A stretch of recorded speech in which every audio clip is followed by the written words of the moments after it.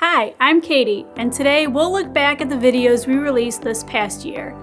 This is the best portable roll forming videos of 2022.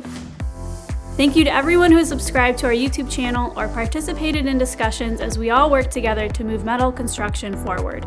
In 2022, we continued the SSQ2 Multi-Pro Roof Panel Machine training series and released tutorials about installing the flush wall panel tooling set, loading metal coil, changing coil widths, and more. One of my favorite videos of the year was our interview with Matt Petrie of ZTK Enterprises.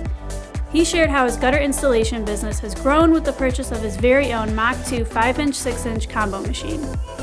We also announced a brand new, complete redesign of the Unique Control System software interface.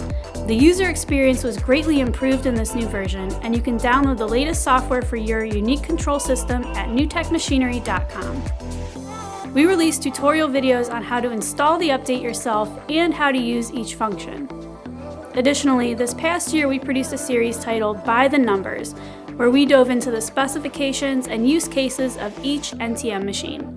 Coming up in 2023, we'll release new content on machine features and profiles and continue to provide you with up-to-date tutorials on machine operation.